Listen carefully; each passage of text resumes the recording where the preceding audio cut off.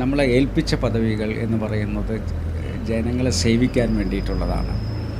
അത് വ്യക്തിപരമായി നമ്മളെ തന്നെ പരിപോഷിപ്പിക്കാനുള്ളതല്ല. ഒരു ആശുപത്രി നടത്തുന്ന ഒരു പബ്ലിക്കേഷൻ ഹൗസുണ്ട്. പക്ഷേ കച്ചവടം, എനിക്കും എൻ്റെ പിതാവിനും കച്ചവടം പറഞ്ഞിട്ടില്ല. അത് നിങ്ങൾക്ക് തന്നെ അറിയാമല്ലോ. നമസ്കാരം. ഇലക്ഷൻ ബസ്സിൽ നമുക്കിന്ന് ഇപ്പോൾ ഒരു പ്രത്യേക അതിഥിയുണ്ട്, ഡോക്ടർ എം കെ മുനീർ. നമ്മൾ രണ്ടുപേരെയും സംബന്ധിച്ച് ഒരു കോമൺ കണക്ഷൻ ഉണ്ട്. വളരെ മൂന്നുപേരെയും സംബന്ധിച്ച് ഒരു കോമൺ കണക്ഷൻ ഉണ്ട്. അത് ഞങ്ങൾ മൂന്നുപേരും ഇന്ത്യ വിഷൻകാരായിരുന്നു ഒരു കാലത്ത് എന്നുള്ളതാണ്. വളരെ സന്തോഷം സർ, കുറേ കാലത്തിന് ശേഷം കാണുകയാണ്. അപ്പോൾ അതിൻ്റെ ഇടയിൽ ആരോഗ്യമൊക്കെ മോശമായി, പക്ഷെ ഇപ്പോൾ ഉഷാറായിട്ട് ഇതാ പ്രചാരണ രംഗത്തൊക്കെ ഉണ്ട്. എങ്ങനെയുണ്ട് തെരഞ്ഞെടുപ്പ് കാലം? തെരഞ്ഞെടുപ്പ് നല്ല ചൂടുള്ള തെരഞ്ഞെടുപ്പാണ്. കാലാവസ്ഥയായാലും അതുപോലെ തന്നെ പ്രചരണമായാലും ചൂട് പിടിച്ചു വരികയാണ്. ഈ വരുന്ന 10 ദിവസം കൊണ്ട് ഈ പ്രചരണം അതിൻ്റെ പാരമ്യതയിലെത്തിക്കണം. അപ്പോൾ വളരെ ചെറിയ സമയമേ ഈ തെരഞ്ഞെടുപ്പിൽ പ്രചരണത്തിന് ലഭിക്കുന്നുള്ളൂ എന്ന് പറയുന്ന ഒരു ചെറിയ പരിമിതിയുണ്ട്. എങ്കിലും എല്ലാവർക്കും അത് ഒരുപോലെ ആയതുകൊണ്ട് ഉള്ള സമയം മുഴുവൻ ഉപയോഗപ്പെടുത്തുക എന്നുള്ളതാണ് നമ്മുടെ സ്ഥാനാർത്ഥികൾ ഇപ്പോൾ ചെയ്തുകൊണ്ടിരിക്കുന്നത്. ഒരുപാട് പതിറ്റാണ്ടുകൾക്ക് ശേഷം മത്സരിക്കാത്ത ഒരു നിയമസഭാ തെരഞ്ഞെടുപ്പ് വരികയാണ്. ഇത്തവണ നേതാവ് എന്നുള്ള നിലയിലാണ്. അത് ഈ മത്സരം മിസ് ചെയ്യുന്നുണ്ടോ? അല്ല, ഇത് 2 രീതിയിലാണല്ലോ. നമുക്ക് ഒന്ന് നമ്മൾ തന്നെ സ്ഥാനാർത്ഥിയാകുന്നു, പിന്നെ ജനപ്രതിനിധിയാകുന്നു. അതിനേക്കാൾ നമുക്ക് കുറച്ചുകൂടി വെല്ലുവിളി ജനപ്രതിനിധികളെ ഉണ്ടാക്കുന്നതിന് വേണ്ടിയിട്ടുള്ള പ്രയത്നത്തിൽ പങ്കാളിയാവുക എന്നുള്ളതാണ്. അത് കൂടുതൽ ഉത്തരവാദിത്തമാണ്. മറ്റേത് എനിക്ക് എൻ്റെ മണ്ഡലം മാത്രം ജയിച്ചു വരിക എന്നുള്ളതിനെക്കുറിച്ചേ ആലോചിക്കുന്നുള്ളൂ. ഇപ്പം ഈ പറഞ്ഞ ടീം UDFൽ 100 സീറ്റ് കിട്ടുന്നതിന് വേണ്ടിയിട്ടുള്ള പ്രയത്നത്തിൽ തിരുവനന്തപുരം മുതൽ കാസർഗോഡ് മഞ്ചേശ്വരം വരെ ഓടണം, പാറശാല മുതൽ. ഈ ഇത്തവണത്തെ മത്സരത്തിൽ മാറി നിൽക്കുമ്പോൾ, അല്ലെങ്കിൽ പുതിയ ആളുകൾ വരട്ടെ എന്നൊക്കെ നിലപാടെടുക്കുമ്പോൾ CPM തന്നെ കാണുന്നത് വേറെ ചില സിദ്ധാന്തങ്ങളും ഗൂഢാലോചന സിദ്ധാന്തങ്ങളൊക്കെ കൊണ്ടുവരുന്നുണ്ട്. ജമാഅത്തെ ഇസ്ലാമിയെ ചേർത്ത് നിർത്താൻ പറ്റില്ല എന്ന് പറഞ്ഞതുകൊണ്ട് മാത്രമാണ് MK മുനീറിനെ മത്സരിപ്പിക്കാത്തത്. അല്ലാതെ നിങ്ങൾ വിചാരിക്കുന്ന കാരണമൊന്നും അല്ലെന്നാണ് ഇളമരം കാര്യം പറയുന്നത്. അത് വളരെ ബാലിശമായിട്ടുള്ള ഒരു വർത്തമാനമായിട്ട് എനിക്ക് തോന്നുള്ളൂ. കാരണം ജമാഅത്തെ ഇസ്ലാമിയുടെ സ്വാധീനത്തിൽ ജമാഅത്തെ ഇസ്ലാമി പറയുന്ന സ്ഥാനാർത്ഥികളെ നിർണ്ണയിക്കേണ്ട ഒരവസ്ഥയിലേക്ക് മുസ്ലിം ലീഗ് എത്തിയിട്ടില്ലല്ലോ. മുസ്ലിം ലീഗിന് അവരുടെ ഒരു മെഗാഫോണായി പ്രവർത്തിക്കേണ്ട ഒരു സാഹചര്യമൊന്നുമില്ല. ഞങ്ങളുടെ നേതാവ് സാദിഖ് അലി തങ്ങൾക്ക് ഞങ്ങളുടെ സ്ഥാനാർത്ഥികളെ നിർണ്ണയിക്കാനുള്ള പൂർണ്ണാധികാരവും അവകാശവും ശക്തിയും ശേഷിയും ഉണ്ട്. അതുകൊണ്ട് അത് ഏതെങ്കിലും വേറെ എവിടെന്നെങ്കിലും നിയന്ത്രിക്കുന്നൊരു പ്രസ്ഥാനമായി മുസ്ലിം ലീഗ് അധപ്പതിക്കേണ്ട ആവശ്യമില്ല. പിന്നെ എളമരം കരീം ഇങ്ങനെ ഒരു പ്രസ്താവന നടത്തുന്നുകൊണ്ട് അദ്ദേഹം എന്തായിരിക്കും ഉദ്ദേശിക്കുന്നത്? അതാണ് ഞാൻ പറഞ്ഞത്. അത് അദ്ദേഹമാണ് പറയേണ്ടത്. എവിടെ നിന്ന് അദ്ദേഹത്തിന് ഈ വിവരം കിട്ടി? അതായത് ജമാഅത്തെ ഇസ്ലാമിയാണ് എൻ്റെ സ്ഥാനാർത്ഥിത്വം ഇല്ലാതാക്കിയത് എന്നുള്ള വിവരം അദ്ദേഹത്തിന് എവിടുന്ന് കിട്ടി? അദ്ദേഹമാണ് വെളിപ്പെടുത്തേണ്ടത്. ഷാജിയെക്കുറിച്ച് പറഞ്ഞു. ഷാജി മത്സരിക്കുന്നത് ജമാഅത്ത് നിർദ്ദേശിച്ചതനുസരിച്ചാണെന്നും. ഷാജിയാണ് ഏറ്റവും കൂടുതൽ ജമാഅത്തിനെതിരെ ശബ്ദിച്ച ഒരാൾ. പണ്ടല്ലേ, ഇപ്പോൾ ഉണ്ടോ? അല്ല, ഇപ്പം തിരഞ്ഞെടുപ്പിൽ വോട്ടുകൾ എന്ന് പറയുന്നത് സമ്മതിദായകരാണ് എല്ലാവരും. അപ്പോൾ സമ്മതിദായകർ എന്ന് പറയുമ്പോൾ നമ്മൾ ജമാഅത്ത് എന്നുള്ള രീതിയിലല്ല. എവിടെയെങ്കിലും വെച്ച് ഒരു പ്രസ്ഥാനം പിന്തുണ പ്രഖ്യാപിച്ചിട്ടുണ്ടെങ്കിൽ നമുക്ക് അവരുടെ പ്രസ്ഥാനത്തിൻ്റെ തലസ്ഥാനത്ത് എന്നിരുന്നുകൊണ്ട് നിങ്ങൾ ചെയ്യരുതേ എന്ന് പറയാൻ പറ്റില്ലല്ലോ. അത് പോളിംഗ് ബൂത്തിനകത്ത് അവരാർക്ക് വോട്ട് ചെയ്യുന്നു എന്നുള്ളത് നമുക്കൊന്നും തടയാൻ പറ്റുന്നൊരു കാര്യമല്ല. അത് മാർക്സിസ്റ്റ് പാർട്ടിയും പണ്ട് അങ്ങനെ ആയിരുന്നല്ലോ. മാർക്സിസ്റ്റ് പാർട്ടിയെ പിന്തുണച്ചിരുന്നല്ലോ ജമാഅത്തെ ഇസ്ലാമി. അന്നെന്തുകൊണ്ടാണ് അവർ അതൊരു മതരാഷ്ട്ര സംഘടനയാണ് എന്നും അതുകൊണ്ട് ഞങ്ങളെ പിന്തുണയ്ക്കല്ലേ എന്നും എന്തുകൊണ്ട് അന്ന് പറഞ്ഞില്ല? അപ്പം അവരുടെ കാര്യം വരുന്ന സമയത്ത് അവർക്ക് വേറെ ഒരു സിദ്ധാന്തവും, ഐക്യജനാധിപത്യ മുന്നണിക്ക് ഇവർ പുറത്തു നിന്ന് പിന്തുണ കൊടുക്കുന്നു എന്ന് പറയുമ്പോൾ വേറൊരു സിദ്ധാന്തവും ആകുന്നത് എന്താണെന്ന് എനിക്ക് മനസ്സിലാകുന്നില്ല. സൈദ്ധാന്തികമായി ഇപ്പോൾ മുസ്ലിം ലീഗും ജമാഅത്തെ ഇസ്ലാമിയും രണ്ട് ധ്രുവങ്ങളിലാണ്. കാരണം ആ രണ്ട് സിദ്ധാന്തവും ഒരുമിച്ച് പോകുന്നതല്ല. അത് ആ നിലപാടിൽ ഞാൻ ഇന്നും ഉറച്ചു നിൽക്കുന്ന ഒരാളാണ്. വളരെ ശക്തമായി വോക്കലായി ജമാഅത്തെ ഇസ്ലാമിയെ വിമർശിച്ചുകൊണ്ടിരുന്ന ഒരാളാണ് ഡോക്ടർ എം കെ മുനീർ. അത് വളരെ പരസ്യവുമായിരുന്നു. അതിനുശേഷം കഴിഞ്ഞൊരു പതിറ്റാണ്ടെടുത്താൽ ജമാഅത്തെ ഇസ്ലാമി UDF-നോട് അനുകൂലമായ സമീപനം സ്വീകരിക്കുകയും ദേശീയ കാഴ്ചപ്പാടിൻ്റെ അടിസ്ഥാനത്തിലാവാം കോൺഗ്രസ് സംവിധാനത്തെ പിന്തുണയ്ക്കുകയൊക്കെ ചെയ്തു വരുന്നുണ്ട്. അതിൻ്റെ പേരിൽ CPM അതിരൂക്ഷമായ വിമർശനം ഉന്നയിക്കാറുണ്ട്. അപ്പോൾ പുതിയ രാഷ്ട്രീയ സാഹചര്യങ്ങളിൽ ജമാഅത്തെ ഇസ്ലാമിയെക്കുറിച്ചുള്ള വിമർശനങ്ങൾ ഡൈല്യൂട്ട് ചെയ്തിട്ടുണ്ടോ? അല്ല, ഞാൻ ജമാഅത്തെ ഇസ്ലാമി എന്ന് പറയുന്ന പ്രസ്ഥാനത്തിലെ വ്യക്തികളെ ഒരിക്കലും മോശമായി പറഞ്ഞിട്ടില്ല. നമ്മൾ അവരുടെ ഐഡിയോളജി അത് നമ്മളുമായി ചേർന്ന് പോകുന്നതല്ല എന്നുള്ളതാണ് അന്നും ഇന്നും എന്നും പറഞ്ഞിട്ടുള്ളത്. അതിൽ അവരാണല്ലോ മാറ്റം വരുത്തേണ്ടത്. അവർ മാറ്റം വരുത്തിയെന്ന് അവർ പറയുന്നു. അവർ മാറ്റം വരുത്തിയത് നമുക്ക് സമൂഹത്തിനെ ബോധ്യപ്പെടുത്തേണ്ട ബാധ്യത അവർക്കുള്ളതാണ്. ഇപ്പോൾ നമ്മളുടെ മുന്നിലുള്ളത് അവരുടെ സിദ്ധാന്തം, പഴയ പിന്നെ അവരുടെ സാഹിത്യങ്ങൾ ഒക്കെ ഇപ്പോഴും നിലനിൽക്കുന്നുണ്ട് എന്നുള്ളത് കൊണ്ടാണ് നമ്മളതിനെ എതിർത്ത് വരുന്നത്. അവർ ഒരു മതേതര പ്രസ്ഥാനമായി മാറുന്നു എന്ന് പറഞ്ഞു കഴിഞ്ഞാൽ നമുക്ക് സന്തോഷമുള്ള കാര്യമല്ലേ? സമൂഹം മുഴുവൻ മതേതരത്വത്തിലേക്ക് വരണമെന്നാഗ്രഹിക്കുന്നവരാണ് നമ്മൾ. എന്നവർ പറയുന്നു. ഞങ്ങൾ മതരാഷ്ട്രവാദികളല്ല, ഞങ്ങൾ മൗദൂദിയെ പിൻപറ്റുന്നവരല്ല, ജമാഅത്തെ ഇസ്ലാമി എന്ന് പറഞ്ഞാൽ അത് വേറെ തന്നെയാണ് എന്നൊക്കെയാണ് അവർ വിശദീകരിച്ചിട്ടുള്ളത്. അപ്പോൾ അത് സമൂഹത്തെ ബോധ്യപ്പെടുത്തേണ്ട ബാധ്യത, കാരണം എത്രയോ കാലങ്ങളായി അവരെക്കുറിച്ചുള്ള ഒരു ധാരണ മറിച്ചാണ്. അതുകൊണ്ട് അതല്ല എന്ന് സമൂഹത്തെ ബോധ്യപ്പെടുത്തേണ്ട ബാധ്യത അവർക്കുള്ളതാണ്. അല്ലാതെ അത് വിശദീകരിക്കേണ്ട ചുമതല ഞങ്ങൾക്കില്ല. ഇപ്പോൾ രാവിലെ ഞങ്ങൾ PV അൻവറിനെ കണ്ടിരുന്നു.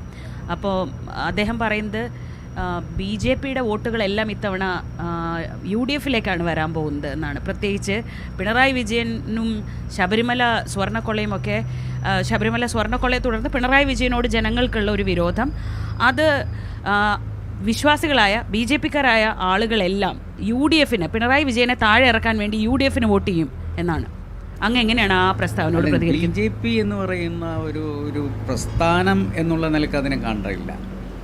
വിശ്വാസികൾ എന്നുള്ള നിലക്ക് ഈ വിഷയത്തിൽ വിശ്വാസികൾ പൂർണ്ണമായും ജനാധിപത്യ മുന്നണിയോടൊപ്പം നിൽക്കുന്ന ഒരു തെരഞ്ഞെടുപ്പായിരുന്നു. മാത്രമല്ല, വിശ്വാസമില്ലാത്തവരും ഈ തെരഞ്ഞെടുപ്പിൽ നമ്മളുടെ കൂടെ നിൽക്കാൻ തീരുമാനിച്ചിട്ടുണ്ട്.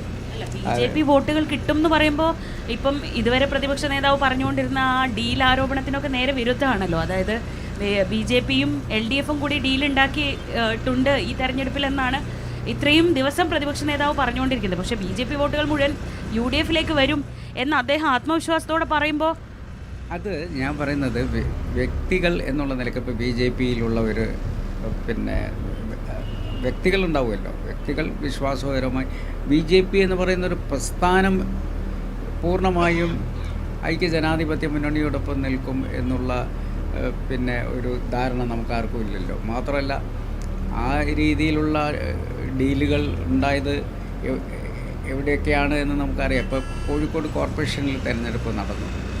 എങ്ങനെയാണ് ഇവിടുത്തെ വാർഡ് വിഭജനം നടത്തിയത്?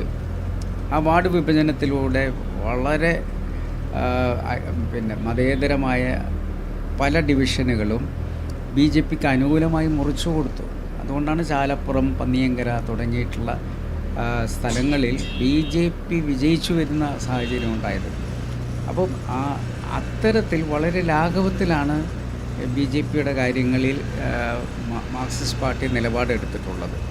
അത് പണ്ട് മുതൽ നമുക്കറിയാമല്ലോ. ഇപ്പം LK അദ്വാനി എഴുതിയിട്ടുള്ള മൈ ലൈഫ് മൈ കൺട്രി എന്ന് പറയുന്ന പുസ്തകത്തിലെ ഒരു അധ്യായത്തിൽ അന്ന് മാർക്സിസ്റ്റ് പാർട്ടിയുടെ സമുന്നത നേതാക്കളായ EMS, ജ്യോതി ബാസു, LK അദ്വാനി, വാജ്പേയി എല്ലാം പ്രാതലിന് ഒരുമിച്ച് കൂടാറുണ്ടായിരുന്നുവെന്നും അവർ പരസ്പരം കൂടിയാലോചനകൾ നടത്തിയിട്ടാണ് ഭരണത്തെ മുന്നോട്ട് കൊണ്ടുപോയതെന്നൊക്കെ പറഞ്ഞിട്ടുണ്ട്. അപ്പോൾ രണ്ട് അക്കത്തിൽ നിന്നും BJP-യെ ഇന്ത്യയിൽ ഇത്ര വലിയൊരു പ്രസ്ഥാനമാക്കി വളർത്തുന്നതിൽ മാർക്സിസ്റ്റ് പാർട്ടിക്ക് പങ്കില്ല എന്നൊന്നും നമുക്ക് വിശ്വസിക്കാൻ പറ്റില്ല. തിരുവനന്തപുരം തന്നെ എടുക്കാം. തിരുവനന്തപുരത്ത് പിന്നെ നിന്നാണ് വോട്ടുകൾ പോയത് എന്നൊക്കെയാണ് അവർ അവകാശപ്പെടുന്നത്. പക്ഷെ നമ്മൾ തിരുവനന്തപുരത്തെ കാണണ്ടേ? തിരുവനന്തപുരം എന്ന് പറയുന്നത് ഈ ഭരണത്തിൻ്റെ ആസ്ഥാനം കേന്ദ്രമല്ലേ? സെക്രട്ടേറിയറ്റ് അവിടെയല്ലേ ഉള്ളത്?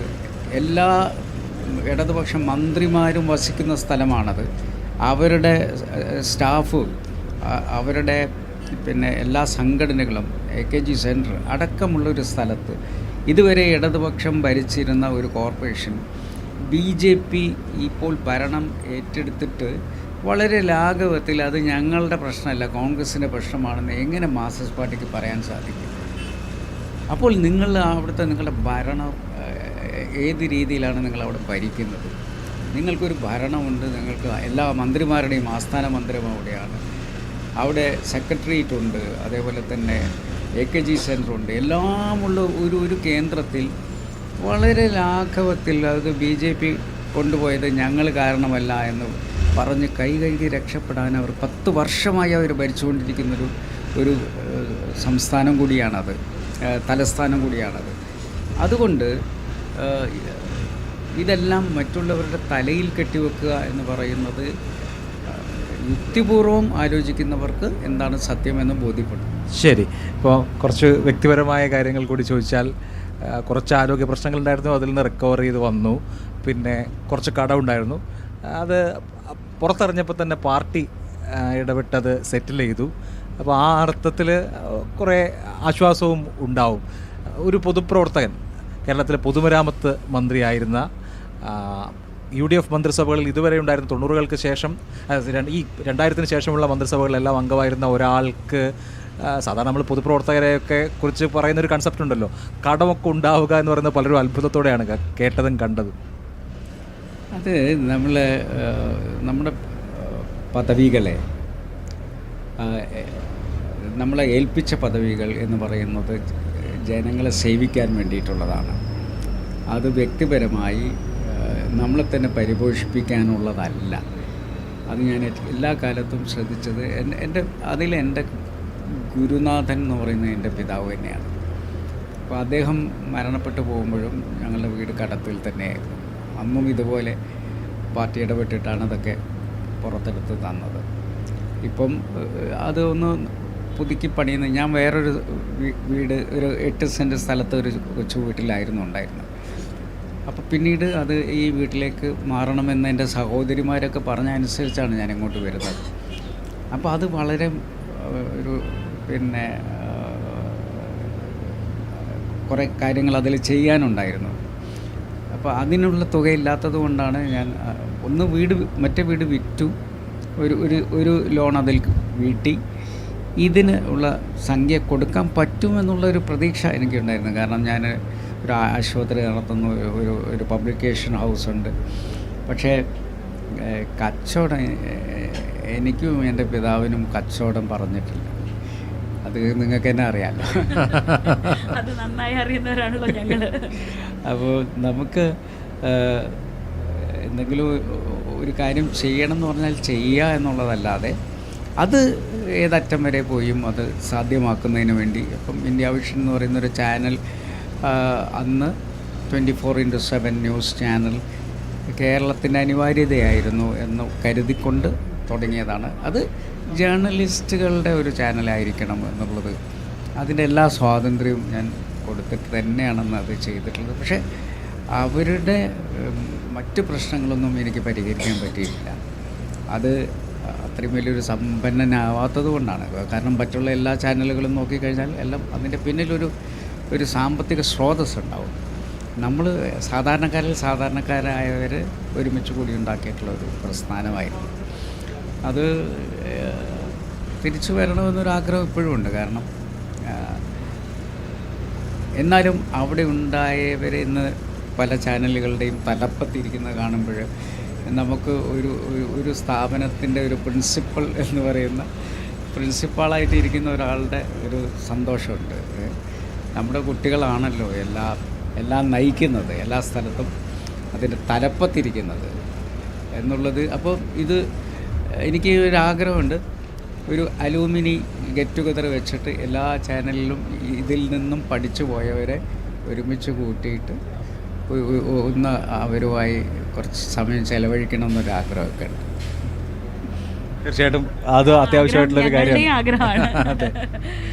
അങ്ങനെ 10ാം വാർഷികത്തിന് നമ്മളൊക്കെ ഒന്നിച്ചു കൂടിയത് എനിക്ക് ഉണ്ട്. ഓർമ്മയുണ്ട്. ഓ, എന്തായാലും അത് രികേഷ് അടക്കം എല്ലാവരെയും നമുക്ക് കൊണ്ടുവരണം. ആ കാര്യം അന്നത്തെ ഒരു കാലം എന്ന് പറയുന്നത് അവർക്കും ഒരു അനുഭവത്തിൻ്റെ കാലമായിരിക്കും. കാരണം ഏറ്റവും പ്രതികൂലമായ സാഹചര്യത്തിൽ എങ്ങനെ പ്രവർത്തിക്കാം എന്നതിൻ്റെ ബാലപാഠം അവർക്ക് പഠിക്കാൻ പറ്റിയത്. അതുകൊണ്ട് വേറെ എവിടെ കൊണ്ടുപോയി ഇട്ടാലും ജീവിതം പഠിച്ചു. നമ്മുടെ കുട്ടികൾ അവിടെ വെട്ടിത്തിളങ്ങും. വളരെ നന്ദി സർ. കുറേ കാലത്തിന് ശേഷം സംസാരിക്കാൻ കഴിഞ്ഞതിൽ സന്തോഷം. ആരോഗ്യവാനായി അങ്ങനെ തിരിച്ച് ഇങ്ങനെ സന്തോഷത്തോടെ ചിരിച്ച് കാണാൻ കഴിയുന്നതിൽ അതിലേറെ സന്തോഷം. ഒപ്പം ലീഗിൻ്റെ നേതാവായി ഒരുപാട് നേതാക്കളെ ഇനി വളർത്തിക്കൊണ്ടുവരുന്ന ആ നേതൃനിരയിൽ തന്നെ ഒരുപാട് നാൾ കാണട്ടെ എന്ന് ആത്മാർത്ഥമായിട്ട് ആഗ്രഹിക്കുന്നു. നമുക്ക് ഇന്ത്യ വിഷൻ്റെ അലുമിനിക്ക് കാണാം.